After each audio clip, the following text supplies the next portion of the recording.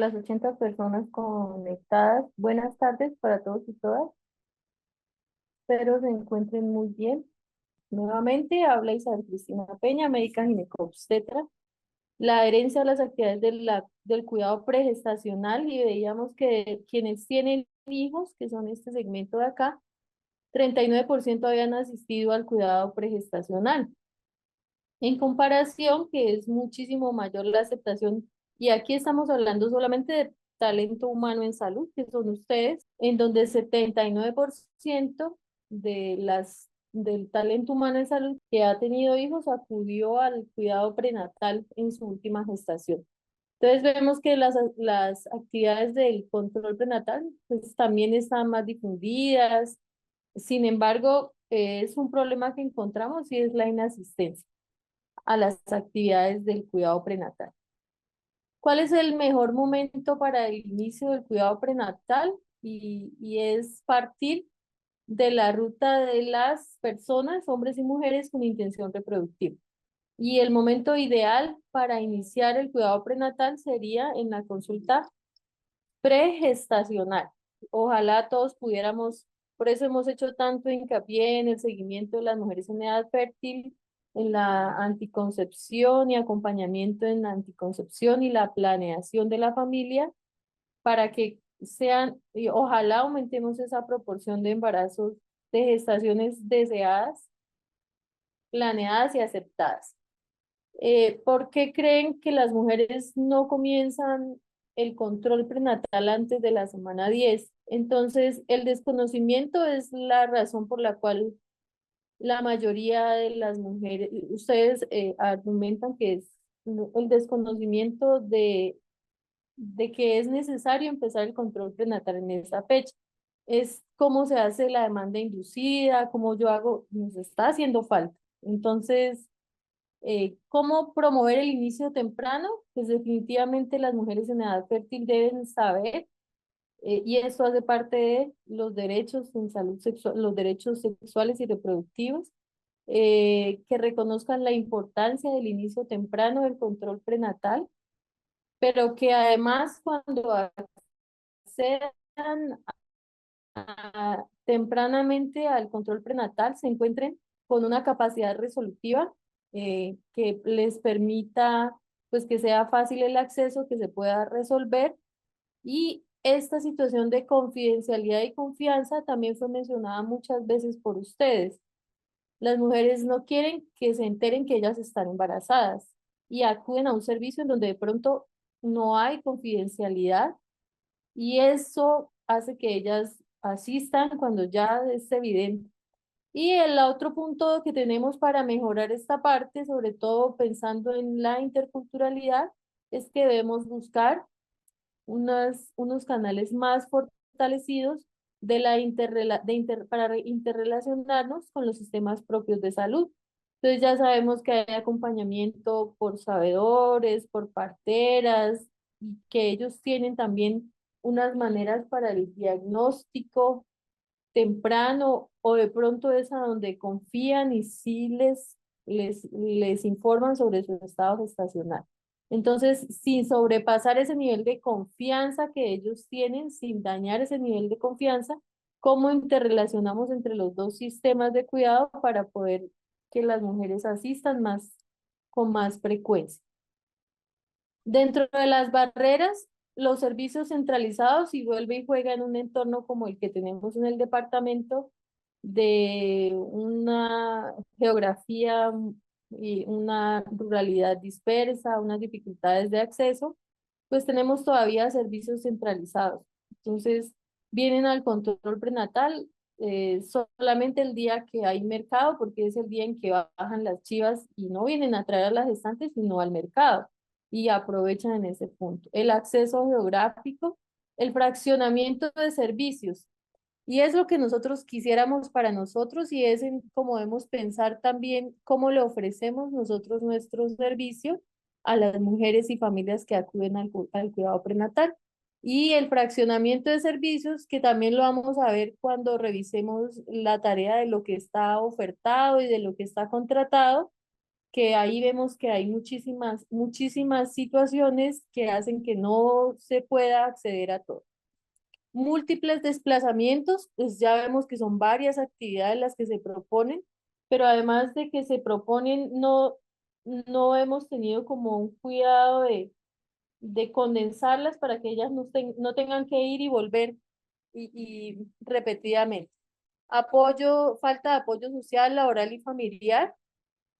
Para venir al control prenatal se requiere tiempo y varias veces y no hay con quién dejar a los niños en el trabajo y entonces en el trabajo no les dan permiso y entonces las mujeres no pueden ejercer el derecho a acceder al cuidado prenatal, no solo porque no está la oferta, sino porque no se cumplen estos derechos laborales y se garantiza la asistencia.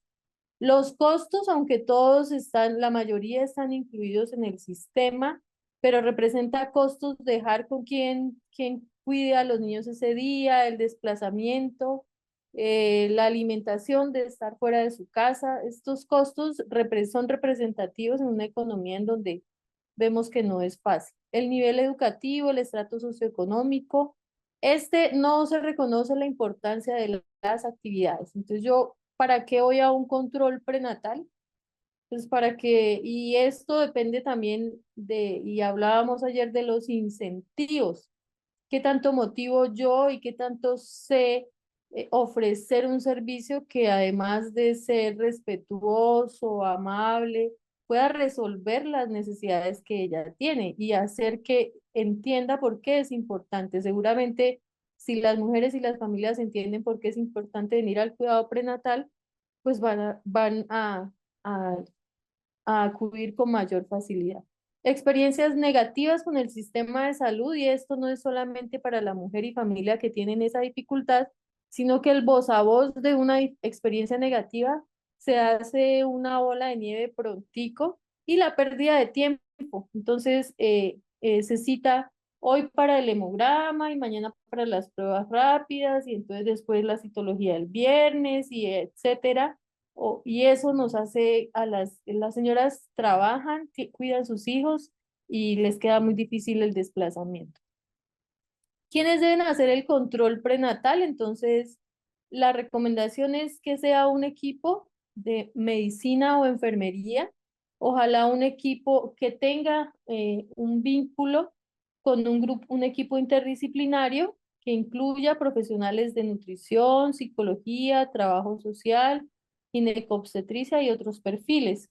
Y hay modelos en los ¿cuál es el problema de obstetricia? Que los ve una sola vez y no los vuelve a ver, pero el médico general y enfermería que están en el mismo entorno seguramente conocen no solamente a la mujer en el estado de embarazo, sino que la conoce desde antes o conoce al resto de familias y puede establecer un diagnóstico más próximo del contexto en que ella está.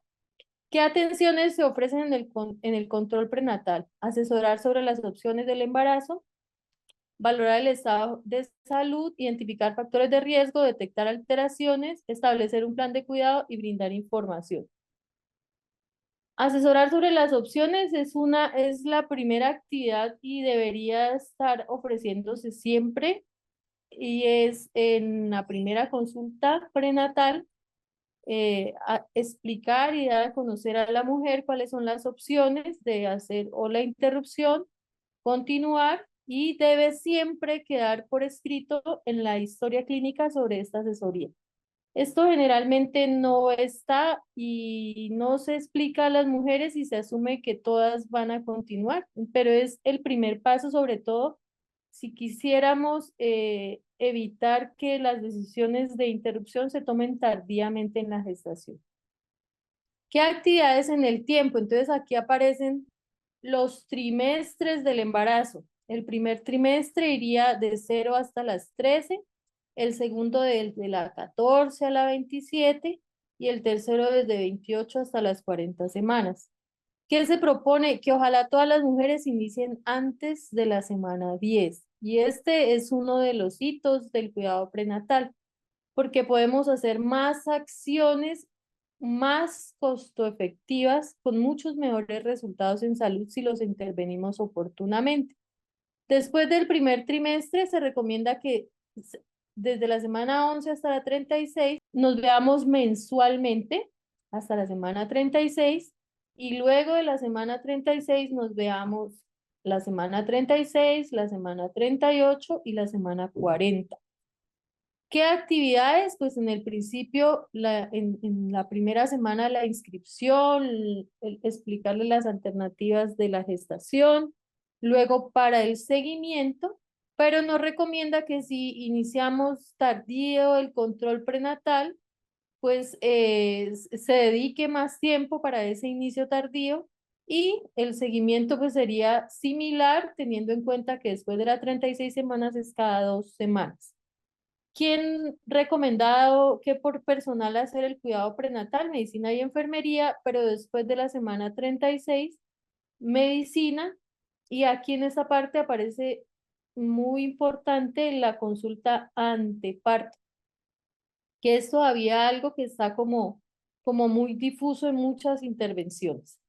Pero como estamos tratando de que estas intervenciones que se ofrecen también desde el conocimiento ancestral se tengan en cuenta, pues tenemos el cateo, el ritual de protección, la armonización, el ritual de pareja, el ritual familiar, ritual por afectación, el sostenimiento, la apertura del camino, la limpieza del sucio y la sobada de encajamiento, que seguramente coinciden un poco también con estos mismos periodos de tiempo y que es algo en lo que debemos profundizar en las actividades que tenemos durante esta formación de intercambio de saberes, en poder describir un poco más en qué consisten estas actividades.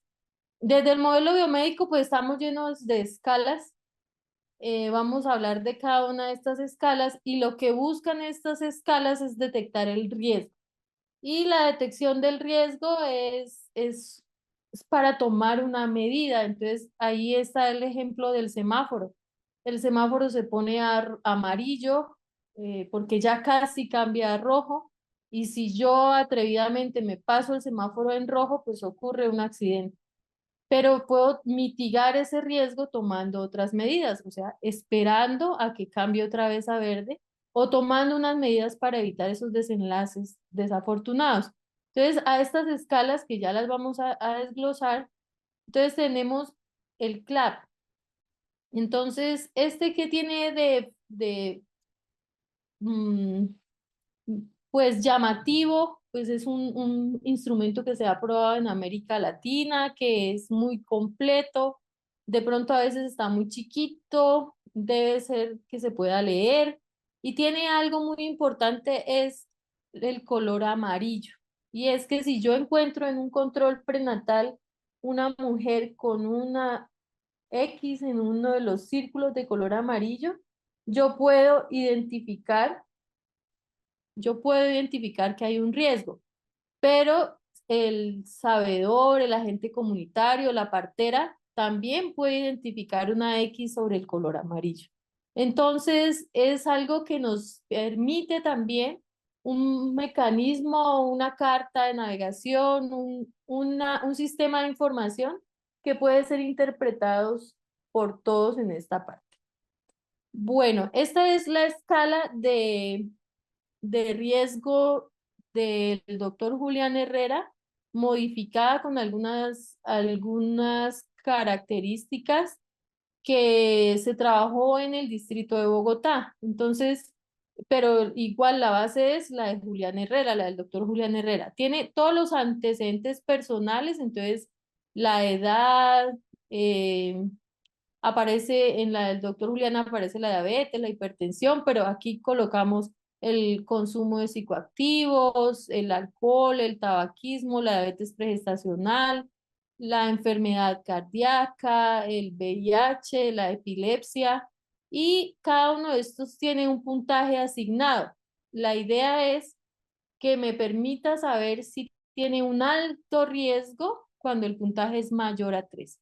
Estos antecedentes personales, pues generalmente no se pueden modificar, existen, pero sí se pueden mitigar con la consulta pregestacional pero aún así, estando modificados, hacen parte de las mujeres que se pueden embarazar con una necesidad de seguimiento con mayor, que sea más estricto. Los antecedentes reproductivos, entonces aquí aparecen los que me aumentan el riesgo, tener, pues que sea el primer parto o las multíparas, las cesáreas previas, los antecedentes de preeclampsia, aborto recurrente, infertilidad, el abrupcio de placenta, el recién nacido de bajo peso o el macrosómico, mortalidad fetal o neonatal temprana, el parto pretérmino y un trabajo de parto anormal o dificultoso. Entonces, esto me permite ir gestionando esta señora hacia dónde va y cómo sería el seguimiento que debo hacer. Y el otro segmento de la escala del doctor Herrera es lo que se diagnostica en la gestación actual. Entonces, por eso, esta escala se debe calcular no solamente al ingreso del control prenatal, sino que a medida que transcurre el embarazo, que acude a las consultas prenatales, pues se pueden identificar anemias, se puede identificar que el embarazo se está prolongando, que diagnostiqué una diabetes gestacional, que por ecografía me encontré con una anomalía congénita. Esto es lo que ocurre en la gestación actual y esto es lo que nos puede modificar, por eso modificar la clasificación del riesgo, por eso se debe aplicar en cada encuentro prenatal. Y aquí, pues también mirando lo que ha hecho ASIN y desde el modelo propio lo que propone es la detección de las desarmonías. Aquí también hay bastante espacio porque creo que hace parte de lo que debemos empezar a trabajar. ¿Y por qué desde el sistema biomédico debemos preguntar esto? Pues porque esto tiene un significado también para las personas que pertenecen a los grupos étnicos y que también tienen impacto sobre la salud materna y perinatal. Entonces yo al menos debería, como médico, enfermera, como ginecobstetra, debería preguntar por esto, pero yo no tengo ni idea qué va a pasar, pero pues para esto, si yo identifico uno de estos factores de riesgo, por eso es que es necesario establecer canales de comunicación efectivos también con los sabedores ancestrales. Esta escala de riesgo biopsicosocial,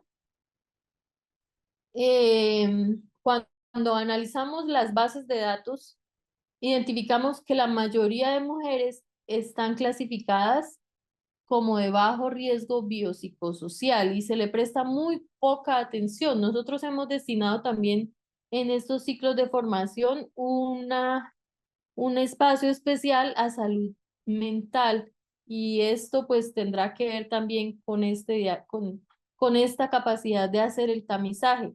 Entonces, si yo tengo ¿por qué síntomas debo preguntar? Por síntomas de ansiedad que se pueden identificar como de tensión emocional, como de humor depresivo o síntomas neurovegetativos. Si yo tengo dos o más, por ejemplo, tengo llanto fácil y tensión muscular, me dan calambres o tengo este dolor en el cuello, ahí ya tengo dos. O sea que yo aquí ya tengo tensión emocional y me da un puntaje de 1. Pero si además no puedo dormir bien y me salto de la risa al llanto tan fácilmente, pues aquí tengo otro intenso y me daría un nuevo punto. O sea que ahí yo ya llevo 2 puntos de riesgo psicosocial. Pero además, y es muy frecuente, uno les pregunta a las señoras si están angustiadas o no, y cuando les va a recibir los papeles que tiene de impresos de los laboratorios, ese papel está súper arrugado porque ella está con las manos que le sudan. Eso no es normal, ¿sí? Ese es un síntoma neurovegetativo. O además que se le sube el calor a la cara o le da dolor de cabeza o tiene la boca seca, pero estos son síntomas que en la mayoría de los casos, no, tranquila, que eso es por el embarazo. Y entonces todos estos, tranquila, que es que usted está peleando con su marido porque es por el embarazo. Entonces todos estos síntomas que están ocurriendo son síntomas de ansiedad y que se deben diagnosticar porque definitivamente sí tienen resultados en la salud materna y neonatal, si tienen resultados en la salud de mamá y bebé. Y en la falta de apoyo familiar en cuanto al tiempo, el espacio y el dinero, que también, entonces, aquí también tienen unos resultados y generan un estado emocional alterado y aumentan los riesgos. En cada control prenatal, además, y esto es lo que la 3280 nos suma a todo lo que ya habíamos preguntado de riesgo biopsicosocial, nos suma a estos que es la falta de apoyo familiar, que de pronto lo podemos identificar con la escala anterior. La familia reconstruida, o sea, es una señora con dos hijos, con un nuevo compañero y ahora está gestando, o ella es nueva en esa familia, el esposo tiene, el nuevo compañero tiene dos hijos antes de ella, la mujer que es cabeza de familia, la que cuida niños menores de 5 años, esto es muy frecuente y mire que es un factor de riesgo para la capacidad adquisitiva, pero también para descansar, también para poder acudir a las actividades, para su salud mental. El bajo nivel educativo suyo de su pareja, víctima de violencia, abuso o explotación, el difícil acceso geográfico, el cambio frecuente de domicilio, que sea víctima de desplazamiento forzado, habitante de calle, reinsertada, que esté privada de la libertad, que tenga estrés laboral, que tenga una condición étnica, la creencia religiosa y cultural, y aquí, por ejemplo, es un factor de riesgo la pertenencia a ser testigo de Jehová, por ejemplo, el riesgo de una hemorragia postparto. Hay que conversar esto desde el control prenatal. Es un factor de riesgo que se debe explorar cómo resolver. Si yo soy testigo de Jehová y no acepto transfusiones en caso de una morbilidad materna extrema por hemorragia, ¿cómo voy a resolver eso? ¿Sí? Yo debo transar esto y más si estoy ante una señora que tiene miomas, que en el embarazo anterior casi se muere por una hemorragia, que tiene todos los factores de riesgo para una hemorragia, esto es un factor de riesgo grandísimo. Y a veces se pasa desapercibido hasta que la señora ya está en la morbilidad materna extrema y entonces, chango, nos dimos cuenta justo en este momento que no manejamos, no mitigamos este riesgo. El embarazo no deseado.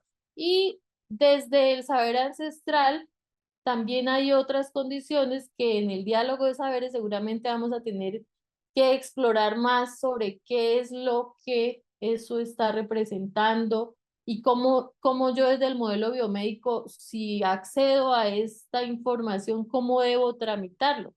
Entonces ellos preguntan sobre la carga de la leña, si la lleva amarrada o si la lleva suelta, cómo mete la leña al fogón, si camina por quebradas, por lagunas, por ciénagas y bueno, otras más que debemos, pero la idea no es que yo como médico sepa resolver esto, pero sí sepa cómo tramitarlo porque esto también tiene un significado y una implicación en la salud de las señoras. El tamizaje de riesgo para depresión y el tamizaje para la violencia doméstica. Hay que preguntar. Si uno no pregunta si su compañero la empuja, la insulta, la obliga a tener relaciones sexuales, las señoras no cuentan en la mayoría de veces. Incluso llegan con el morado ahí en su carita o en su brazo y muchas veces ocultan esta información. Otra escala que creo que con el PARE se ha insistido y es que pues no es de ninguna manera, tendría que hacerse así porque la preeclampsia es la principal causa de mortalidad materna. En algunas ocasiones la hemorragia la supera, pero en la mayoría de los lugares y a nivel mundial es la preeclampsia y se ha identificado que haciendo un tamizaje de los factores de riesgo, y esta era otra pregunta del pretest, si yo identifico una mujer con uno solo de estos factores de riesgo, y aquí se modificó porque aquí se incluyó la gestación múltiple, aquí se incluyeron los gemelares, si yo tengo una señora con uno solo de estos que están aquí en amarillo oscurito, amarillo intenso, con uno solo de ellos debería iniciar aspirina y calcio. Pero si yo tengo una señora que tiene dos de estos, O sea, que además tiene 36 años, por ejemplo, y tiene un índice de masa corporal de 32 al inicio del control prenatal. Ella no está no tiene ninguno de riesgo alto, pero tiene dos de riesgo moderado. Ella tiene indicación para iniciar aspirina. Y vamos a ver en el inicio de la aspirina cómo es que es y por qué es importante que tengamos en cuenta, primero que esta escala hay que aplicarla en la primera consulta prenatal, que el riesgo de tamizaje de preeclampsia es una de las explicaciones de por qué buscamos a las mujeres antes de la semana 10, porque si yo intervengo oportunamente, seguramente voy a poder reducir este número o por lo menos la severidad de los casos.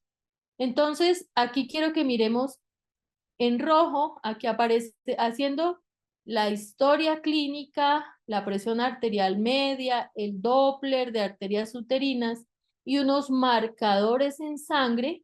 Yo podría diagnosticar hasta el 90% de las mujeres que van a hacer preeclampsia antes de la semana 34, que son las que más se complican, porque esto me lleva a tener un recién nacido prematuro con mayor riesgo de mortalidad perinatal. Entonces, esto sería muy chévere que yo pudiera tener, además de preguntar estos factores que miramos aquí, que ese es el tamizaje por historia clínica, pudiera tener el índice el Doppler de arterias uterinas, que vemos que algunas EPS ya están empezando a incluirlo dentro de sus actividades de rutina y que ojalá pudiéramos incluir también los marcadores séricos. Entonces, una muestra de sangre que me dice y me predice esta probabilidad. Pero por ahora en el país estamos, por norma, estamos aplicando lo que dice la guía de práctica clínica, la ACOG y la 3280, y esto me permite detectar 47%. Todavía es poco lo que estamos detectando. Sin embargo, esta detección pues sí se ha evidenciado que reduce la severidad de los casos de preeclampsia. Pero quiero que miremos este cuadrito de acá.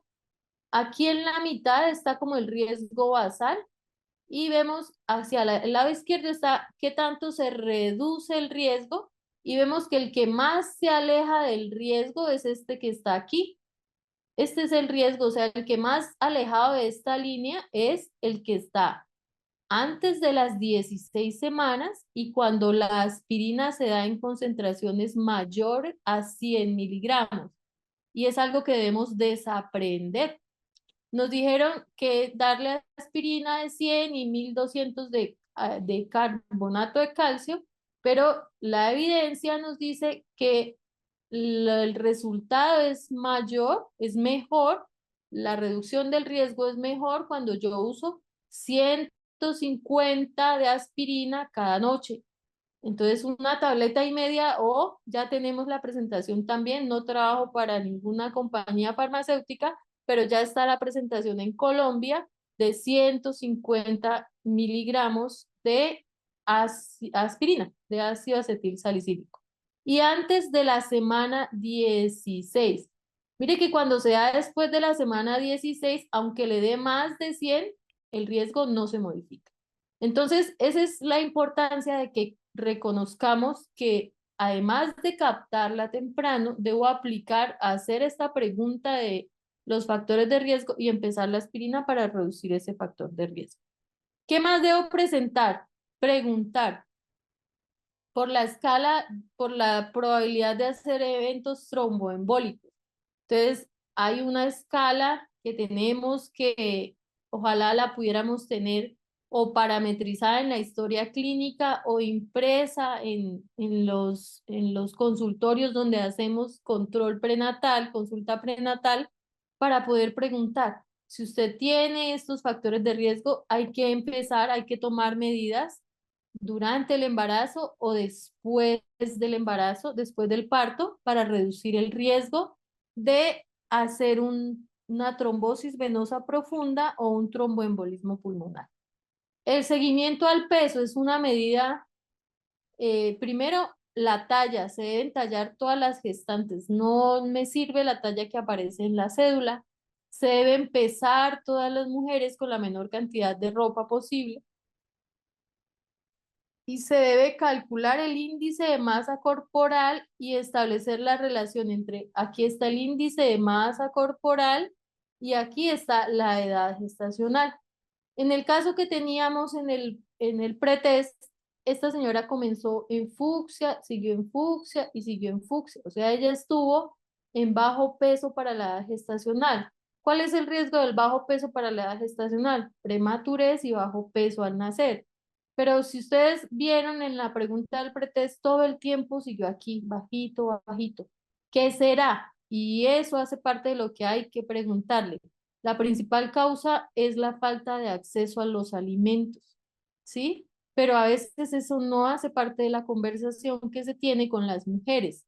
Ella se acuesta con solamente un café, una galleta, resulta que económicamente no puede y es la realidad, pero también tenemos unas respuestas institucionales que pueden encontrar paquetes de alimentación para las gestantes, pero justamente las personas que están incluidas en esas ayudas gubernamentales o desde el sector privado son mujeres que no tienen este factor de riesgo. Entonces, el uso de esta escala me permite también gestionar el acceso a esas ayudas que puedo, pues, que puedo proporcionarles a ellos. El control de altura uterina se recomienda que se mida después de la semana 24 y que se grafique también si yo tengo por encima del percentil 90, o sea, por encima de la raya azul, debo sospechar un bebé muy grande o mucho líquido. Y si estoy por debajo de la raya roja, un bebé que se está quedando en crecimiento o un bebé que se está quedando sin líquido. Entonces, esto me permite determinar si requiero otro seguimiento. La toma de la presión arterial debe hacerse siempre durante el control prenatal. En la revisión anterior, que ustedes ya tienen la presentación, están las recomendaciones de cómo tomar la presión arterial, la señora sentada, cómo elegir el brazalete, cómo, por ejemplo, que la señora no haya orinado o que converse conmigo mientras yo le tome la presión arterial puede influir en los valores y me altera esos resultados. Pero si en algún momento encuentro a la señora con más de 140 o más de la sistólica o 90 o más de la diastólica, me encuentro ante un trastorno hipertensivo y debería tomar la presión nuevamente para poderla clasificar, a menos que yo me encuentre con una señora de 160 a 100 que no me puedo poner a esperar a tomarle otra vez porque ya estoy ante una emergencia. Entonces, esta generalmente la presión arterial ocurre, la preeclampsia o los trastornos hipertensivos aparecen o se manifiestan al final del embarazo, tercer trimestre, pero ya vimos que desde el primer trimestre yo tengo capacidad, si hago un tamizaje al menos por clínica, de anticiparme a este evento y usar aspirina aspirina y calcio para reducir esta probabilidad. En cada control prenatal, pues debo hacer las maniobras de Leopold para mirar la posición en la que está, para acceder a la altura uterina, pero además de la valoración obstétrica de altura uterina, número de fetos, fetocardia, posición, debo recordar el examen físico de cabeza a pies de las gestantes. Y esto vuelve y aparece y toma importancia cuando suceden situaciones como la pandemia, en donde en las pandemias de causa respiratoria, donde se nos olvida que la señora también puede tener una infección respiratoria complicada, o en los casos de trombosis venosa profunda, en donde se nos olvida que el edema asimétrico. Entonces, es necesario la revisión de cabeza hasta los pies. Los laboratorios, y aquí ponía en rojo, sí, paquetes, porque a veces entramos en conflicto por la solicitud de los laboratorios. Entonces, debería yo pedirle en el primer trimestre de 0 a 13 semanas, debería pedirle los laboratorios para Infecciones de transmisión sexual, sífilis, VIH, hepatitis B, que también está en prueba rápida, pero que si no la tengo, pues el antígeno de superficie. Debería pedirle para las otras infecciones, gota gruesa, tripanosoma, toxoplasma, rubeola, urocultivo, y debería pedirle para el diagnóstico de anemia con el hemograma, del riesgo de inmunización con la hemoclasificación y de la glucosa para diagnosticar de pronto una diabetes pregestacional. Entonces, este sería como el primer paquete que de pronto yo lo podría tener así estructurado porque es el primer encuentro con ella, siempre y cuando yo me encuentre con una señora de 0 a 13 semanas. Pero entonces por eso preguntaba aquí si paquetes sí o no, porque a veces vemos que, por ejemplo, llegó una señora al que no es infrecuente, una señora al primer control prenatal a la semana 23, 24 de gestación. Entonces yo, además de solicitarle los exámenes que necesito de 0 a 13, ella requiere además la prueba de tolerancia, ¿sí? Pero tampoco puedo decir a la glucosa, pero tampoco puedo decir que en el segundo trimestre solo le pido prueba rápida de sífilis y VIH y la prueba de glucosa para el diagnóstico de diabetes, porque debo tener en cuenta el resultado de estos primeros exámenes para saber si requiere o no requiere seguimiento. Pero en general, entonces sería todo el tamizaje del primer trimestre. En el segundo trimestre vuelvo a tamizar prueba rápida de sífilis y VIH y, y la curva de tolerancia entre la semana 24 y 28. Y con la curva de tolerancia de la semana 24 a 28 también es algo que debemos tener en cuenta.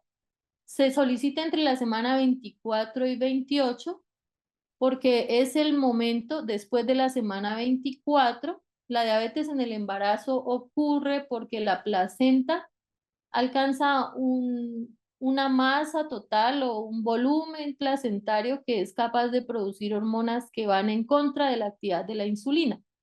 Entonces, si yo le tomo la prueba de tolerancia a la semana 19, puedo decir que ella no tiene diabetes, pero lo que pasa es que la masa placentaria a la semana 19 no tiene ese riesgo. Entonces, por eso debe hacerse después de la semana Profe, 20. no se escucha.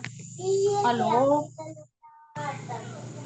¿Nadie me está escuchando? Si se ¿Aló? escucha, si se escucha, Doc. ¿Sí se está escuchando? Sí se Porfa, escucha. revise porque los demás compañeros dicen que se escucha. Bueno. La prueba de tolerancia, pero entonces hasta la semana 28, ¿por qué? Si me llega una señora a la semana 30, pues sí, también se la voy a tomar, pero ¿por qué es importante a la semana 28? Porque si yo tengo una mamá, una gestante con una diabetes gestacional, este es el momento en que yo puedo intervenir y modificar ese factor de riesgo. Después de la semana 28, el crecimiento fetal es rapidísimo, muy rápido. Y si yo tengo una señora con diabetes gestacional y no intervengo con medidas como dieta, actividad física, en ocasiones medicamentos como metformina o insulina, si yo no intervengo, pues el bebé va a estar creciendo rápidamente y va a ser macrosómico. Entonces, esto que necesita tiempo, es igual que una dieta en un adulto, no se va a perder peso en 2 semanas, no sé. Necesito estabilizar a la señora en sus niveles de glucosa para que en este tiempo que el bebé está creciendo rápidamente, no tenga un estímulo de exceso de azúcar tanto que lo haga crecer muchísimo y ya no lo pueda volver a su peso habitual. Por eso la recomendación es que ojalá la pudiéramos hacer entre la semana 24 hasta la 28. Pero si, como tampoco son raros los casos, la señora me llega a la semana 29 al primer control, porque por allá en una brigada nos dimos cuenta, pues bueno, alcanzo a hacer algo de tamizaje para poder identificar.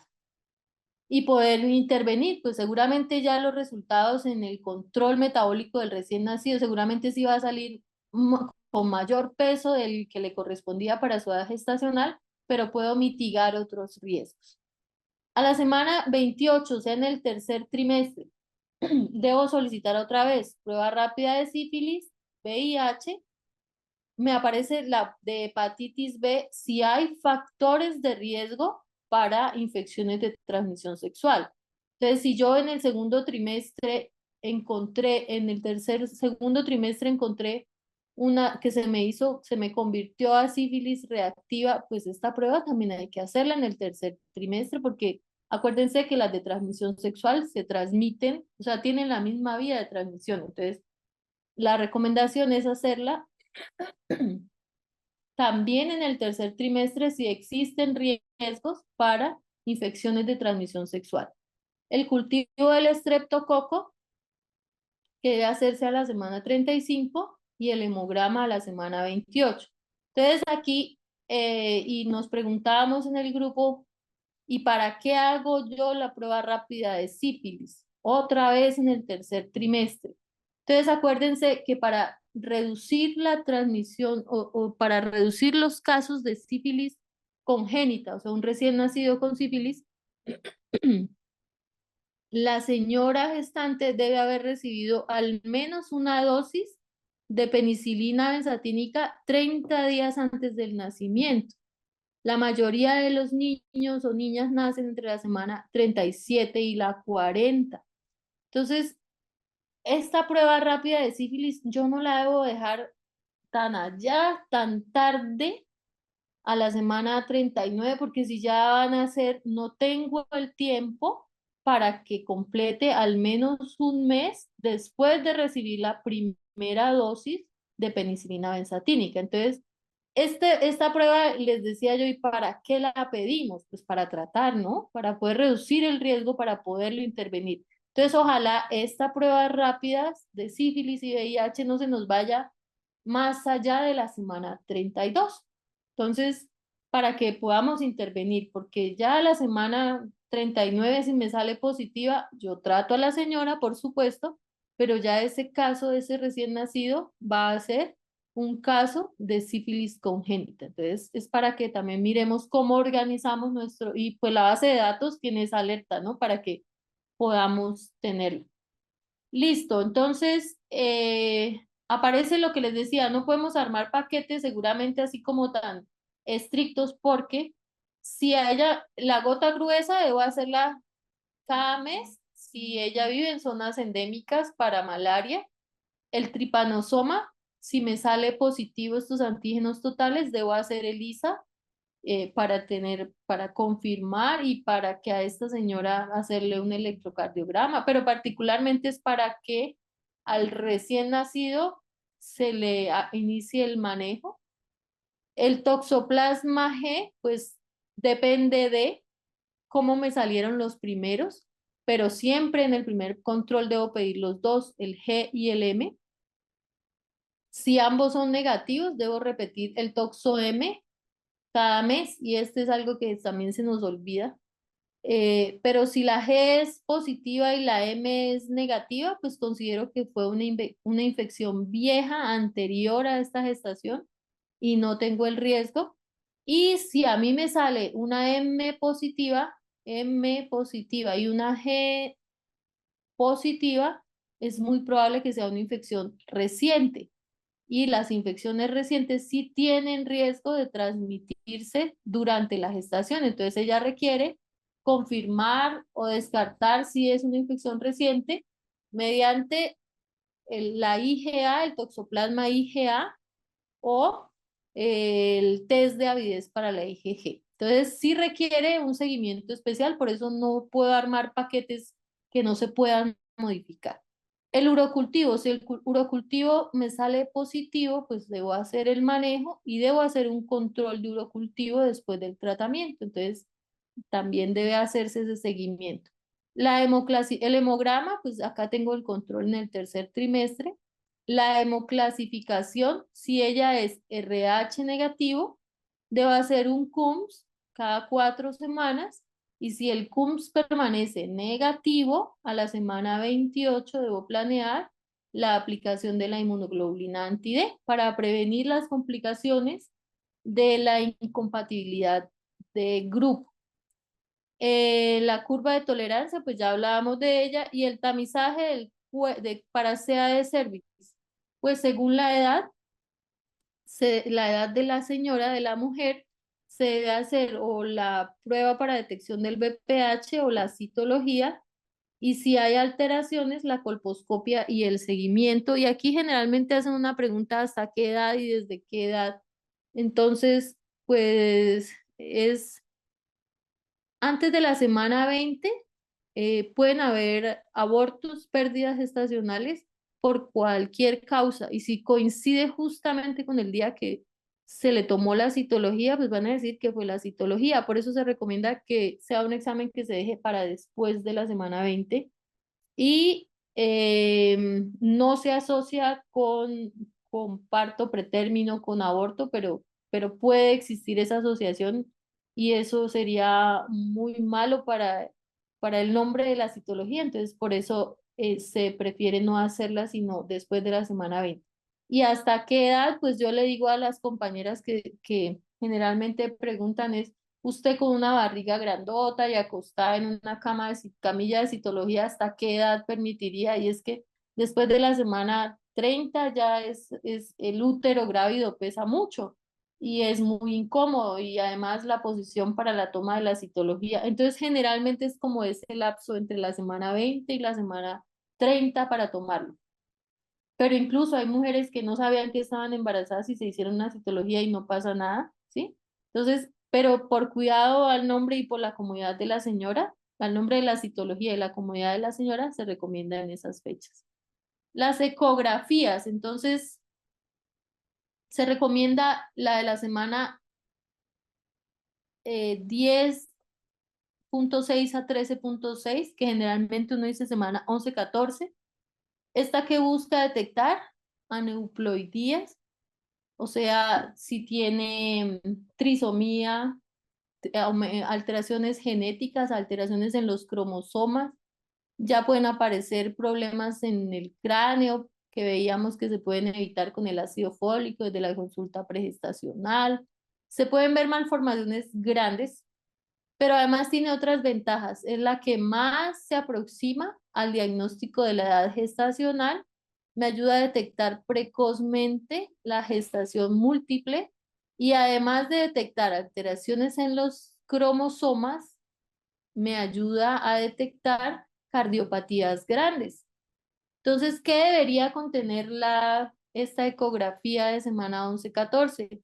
Además del grosor de la sonolucencia detrás del cuello, que es la sonolucencia nucal, la presencia del hueso nasal, me debería informar cómo está el ductus del venoso y cómo está la válvula tricúspide. Pero además, en este momento es cuando se debería hacer el tamizaje por Doppler de arterias uterinas, y aquí me podría estar diciendo hay alto riesgo para preeclampsia. Este sería lo ideal de esta ecografía del primer trimestre hasta la semana 13.6.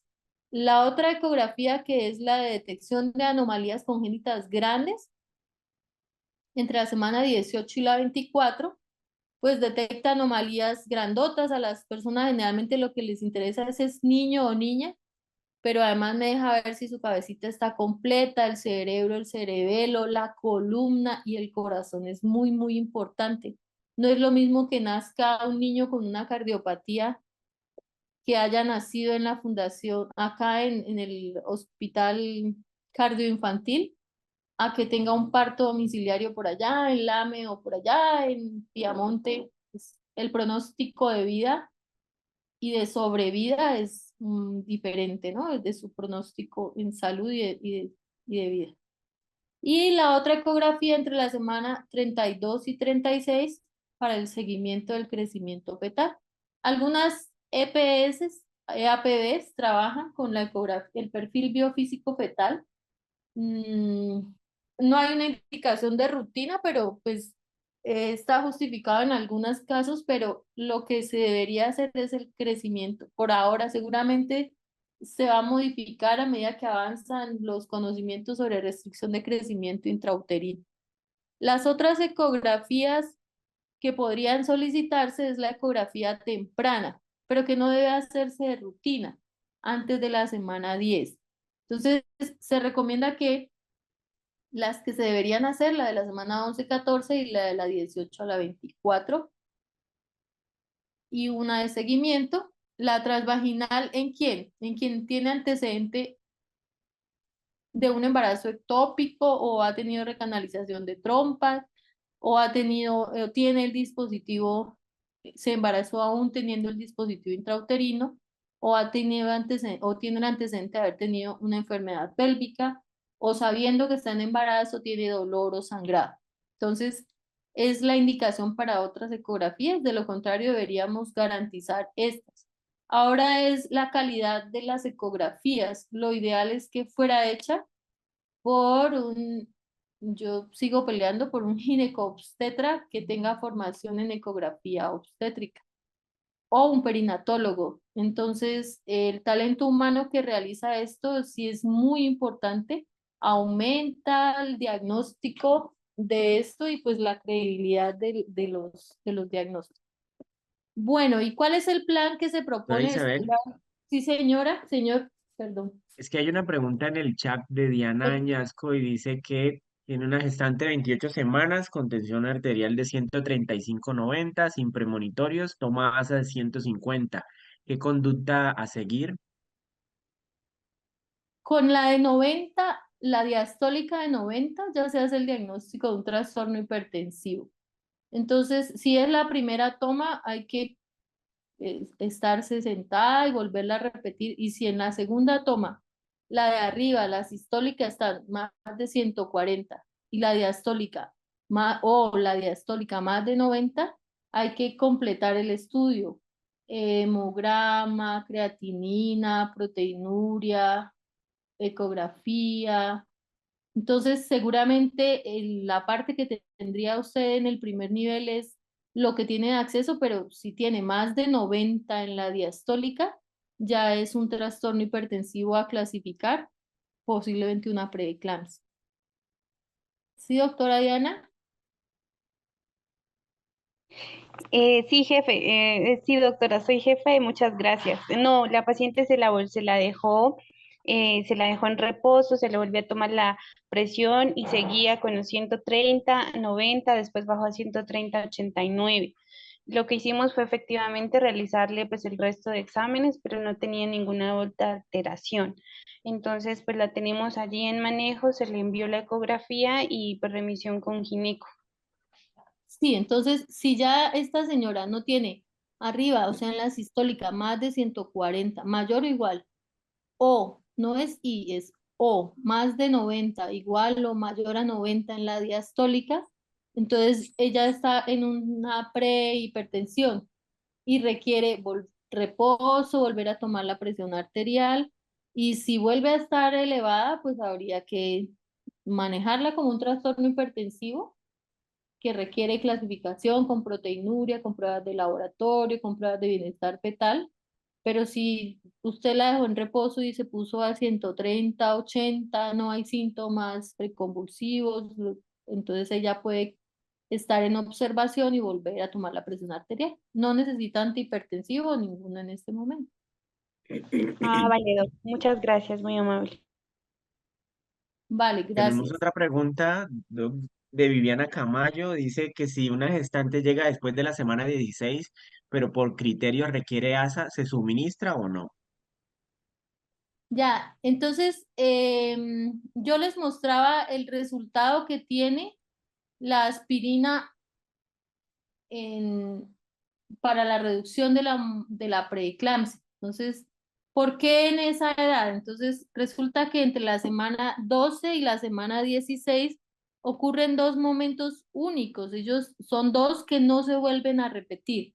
Y eso se llama la invasión del trofoblasto.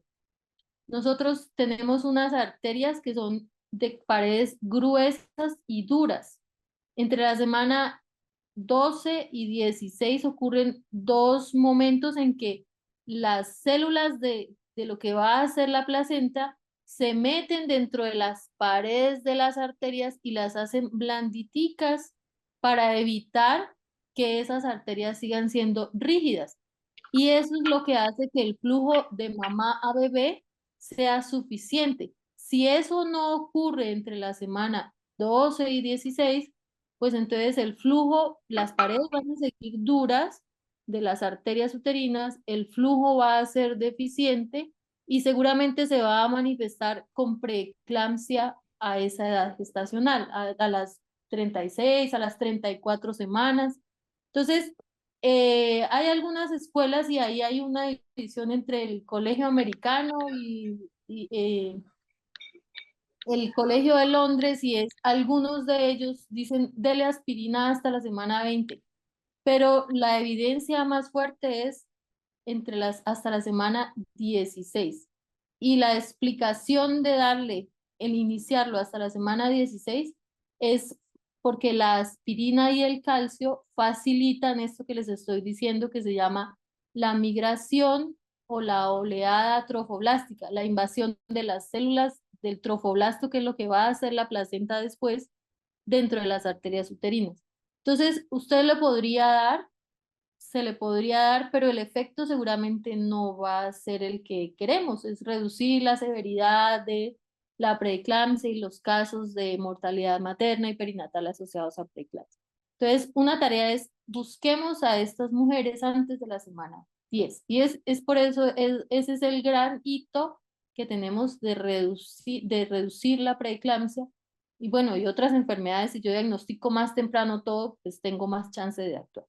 Entonces, habrán algunas personas que lo utilizan y esto hemos visto que hasta la semana 26 lo están iniciando, pero fisiológicamente el impacto más grande es en que la aspirina y el calcio facilitan la migración de estas células dentro de las paredes de las arterias uterinas. Entonces, ya estaría muy tarde. Se le puede dar, pero seguramente no va a tener efecto. No le va a hacer daño, seguramente aumenta el riesgo de hemorragia, pero muy poco, pero no va a hacer efecto. Entonces, por eso la tarea es búsquelas tempranamente, ¿vale?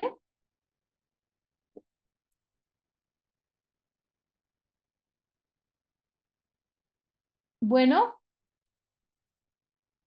listo. Entonces, ¿cuál plan? Entonces, el plan de cuidado y necesitamos hacer educación, cambios, manejo de la por odontología, manejo de la enfermedad periodontal, por psicología. Entonces, mejorar esa capacidad de resolver conflictos, el apoyo de pareja, fortalecer las redes de apoyo. Por nutrición, pues la modificación de hábitos, pero si yo encuentro que tengo una señora que no tiene cómo alimentarse, cómo yo gestiono estos apoyos desde entidades gubernamentales o no gubernamentales. Por ginecobstetricia, y es que la 3280 casi que sacó al obstetra del control prenatal, pero todavía seguimos teniendo un papel importante en las mujeres que tienen riesgo. La, la guía del 2013 decía que ojalá todas las gestantes fueran valoradas entre la semana 28 y 30 y luego entre la semana 35 a 38, perdón, ahí no es 28, 35 y 38. Pero pues la 3280 dijo que solamente por medicina, pero seguramente, y pues por eso tenemos todavía harto trabajo en cuidado prenatal, porque hay muchos factores de riesgo que requieren pues, el conocimiento y experiencia de obstetricia en control prenatal. Y los grupos de apoyo comunitario, que también debemos empezar a movilizar esta parte y reconocer que la valoración por sabiduría ancestral también tiene un papel importante. Si yo he hecho todo este trabajo desde allá, de identificar factores de riesgo, identificar posibles alteraciones, pues tengo que tener cómo resolver esta situación. Señora, ¿cuál es el efecto? Aumenta de estas intervenciones, reducir el parto pretérmino, reducir la cantidad de restricción de crecimiento, el bajo peso al nacer, la diabetes, los trastornos hipertensivos, la macrosomía fetal, el óbito fetal, las distocias porque son fetos muy grandes o porque no nos dimos cuenta que estaba en posición pélvica o transversa. Y esto es como en lo que más, la ocurrencia de sífilis congénita, de VIH, de transmisión materno-infantil. Y secundariamente en mortalidad materna, porque sabemos que la mortalidad materna, la herramienta más fuerte es el manejo de la morbilidad materna extrema, de las emergencias obstétricas. Podemos impactar en la mortalidad perinatal, en la depresión postparto, en el abandono de la mujer, pero también del recién nacido y la destrucción de estas familias. Si podemos ofrecerle a estas mujeres un plan de cuidado integral. ¿Qué otras valoraciones? Entonces necesitamos odontología. ¿Por qué odontología? Y aquí dentro del grupo también tenemos odontólogos, una odontóloga. ¿Por qué odontología? Pues porque la enfermedad periodontal aumenta la probabilidad de bajo peso al nacer, de parto pretérmino. Y se debe identificar, ojalá en el primer trimestre, y manejar para reducir este resultado perinatal. La valoración nutricional, pues ya vemos la asociación que tiene el bajo peso con complicaciones y el sobrepeso con complicaciones. La valoración por psicología y la valoración por ginecobstetricia, esas serían como las adicionales. Pero aquí, que es algo que resalta mucho desde la sabiduría ancestral, son los cuidados de la alimentación que se hacen durante todo el proceso y que pues, seguramente también tendrán un manejo específico dependiendo de qué se trate, de qué tiene, de dónde provenga la gestante y del diagnóstico que se haga desde la sabiduría ancestral en qué se debe intervenir. De los micronutrientes, pues el ácido fólico, ya habíamos hablado de la reducción de los defectos del tubo neural, el calcio, particularmente reduce el riesgo y la severidad de preeclampsia, el hierro, porque me reduce la anemia y trata también la anemia. Se debe usar una dosis, una tableta de 300 al día, pero si ella tiene anemia, o sea, una hemoglobina menor a 11.5, deberíamos iniciar 2 tabletas al día. Y aquí me aparece también la desparasitación. Se recomienda que a todas las mujeres que cumplen con estas características viven en zonas de alto riesgo de geohelmintiasis, porque tienen problemas de acueducto, problemas de alcantarillado, trabajan en agricultura o minería, pertenece a grupos étnicos o viven en zonas con altos índices de necesidades básicas insatisfechas. Entonces, esta es una de las intervenciones. ¿Por qué es la desparasitación que se debería ofrecer a todas en el departamento del Cauca? Porque tenemos todas o al menos una de estas características en las gestantes.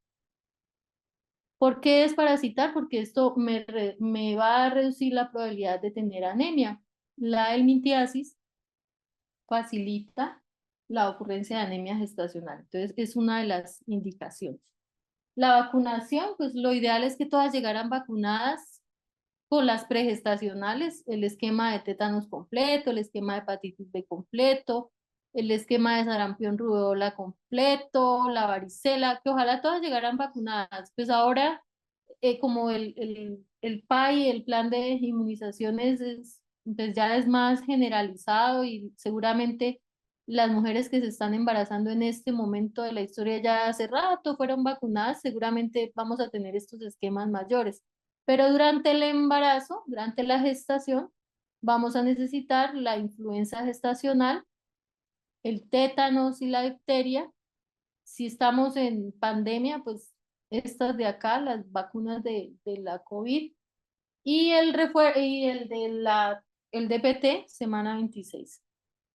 Y de ahí en adelante, pues lo que vamos a mirar es qué información le vamos a dar. Entonces, información, aunque esto lo vamos a ampliar más en el curso de preparación para la maternidad y la paternidad, pero debemos cuáles son los servicios, cuáles son los factores protectores, por qué es importante asistir al curso, cuáles son los signos de alarma. Recordar, decirles siempre los signos de alarma, no es solo pasarle un papelito escrito, sino ojalá con dibujos. Involucrar siempre al acompañante para que recuerde los signos de alarma, informar sobre la nutrición, que en general son 6 porciones al día, que incluya carnes, vísceras, huevos, leguminosas, frutas, verduras, que ojalá no coma fritos, sino otras formas de preparar, que prefiera alimentos naturales, que no coma sola, las mujeres que comen solas, así como dice el dicho, el que come solo muere solo. Les hace mal a las mujeres comer solas, no les aprovecha a todos. No comer comidas rápidas, sino preferir alimentos frescos, reducir el consumo de sal y siempre asistir a las consultas para mirar. Y otra vez los criterios médicos de elegibilidad.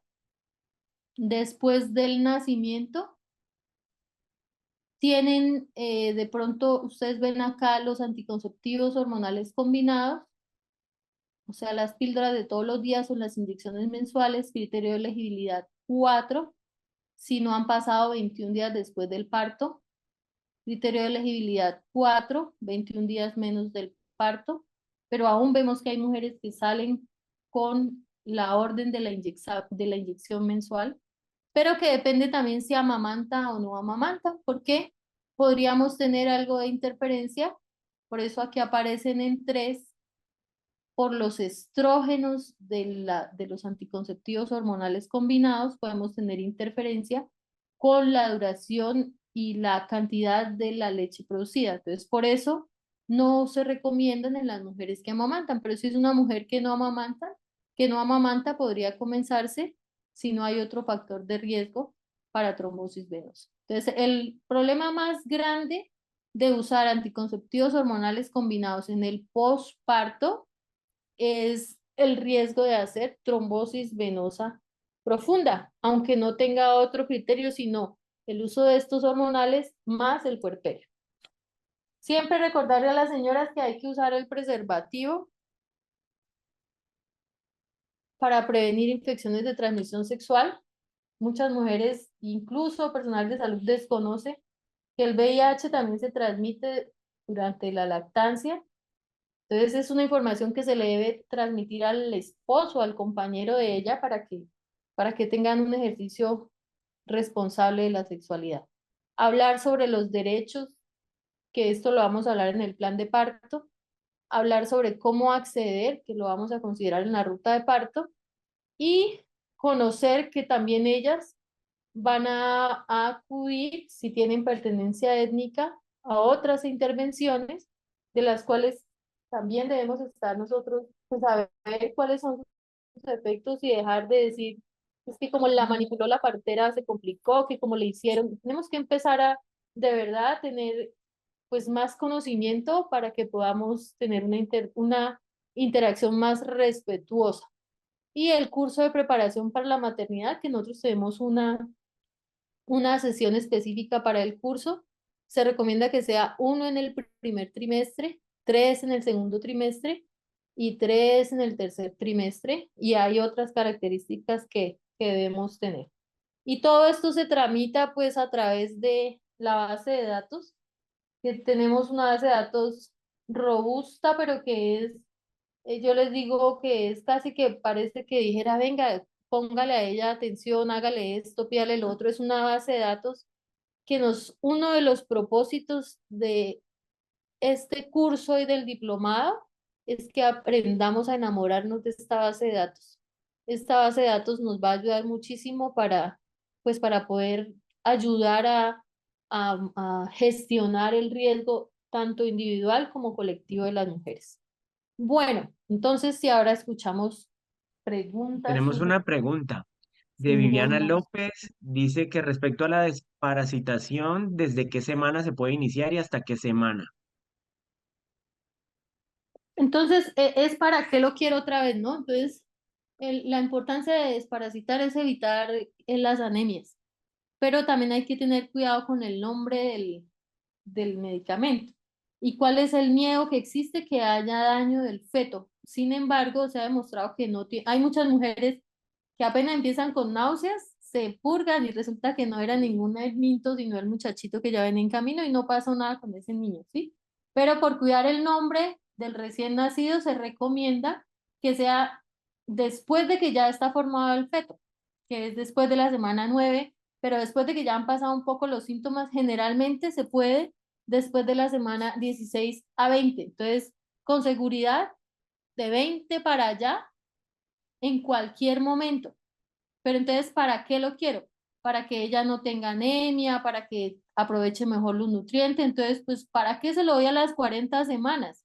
Entonces, después de la semana 20. Entonces, deberíamos tomarlo como rutina a la semana 20 a todas las gestantes en antiparasitar, porque nos va a dar mejor resultado en que ella aproveche el hierro y los micronutrientes.